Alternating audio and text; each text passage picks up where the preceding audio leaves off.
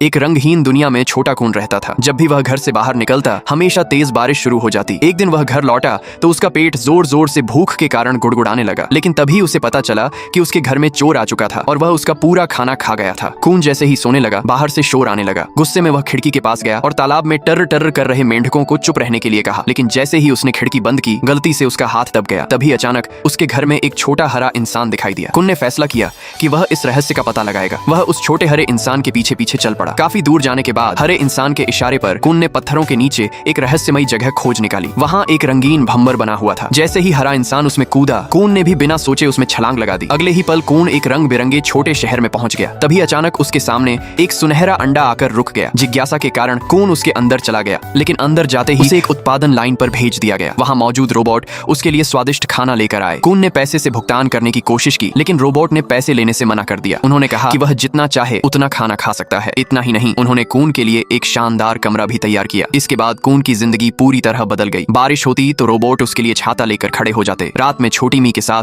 वह मोमबत्ती की रोशनी में खाना खाता। कून को लगा कि यह जगह सचमुच स्वर्ग है, लेकिन खुशियों का समय हमेशा एक जैसा नहीं रहता। हर दिन वही काम वही जीवन देखकर कून जल्दी ही ऊबने लगा। एक दिन रोबोट ने कून को उदास चेहरे के साथ सड़क पर चलते देखा। वह उसे हंसाने की कोशिश करने लगा, लेकिन कून ने गुस्से में उसे दूर धक्का दे दिया। रोबोट के चेहरे पर तुरंत दुख दिखाई देने लगा। अब रोबोट कून को पकड़कर वापस ले जाना चाहते थे, लेकिन अच्छी बात यह थी कि कून ने हमेशा अपने शरीर को मजबूत रखा था। वह वहां से बच निकला और जल्द ही उस छोटे हरे इंसान को ढूंढ लिया। कून ने उससे कहा कि वह उसे वापस घर ले जाए। हरे इंसान के बताए रास्ते पर चलते हुए कून एक सीवर के अंदर पहुंच गया। अंधेरे रास्ते में करीब 100 मीटर चलने के बाद उसे फिर वही रंगीन भंवर दिखाई दिया। इस बार कून ने बिल्कुल भी देर नहीं की और उसमें कूद गया। वह फिर से अपनी रंगहीन दुनिया में लौट आया। उसने पत्थरों से उस भंवर को ढक दिया। अब उसे अपनी बदकिस्मती वाली दुनिया से नफरत नहीं थी, क्योंकि उसे समझ आ गया था कि असली खुशी सिर्फ जादुई जगहों में नहीं होती।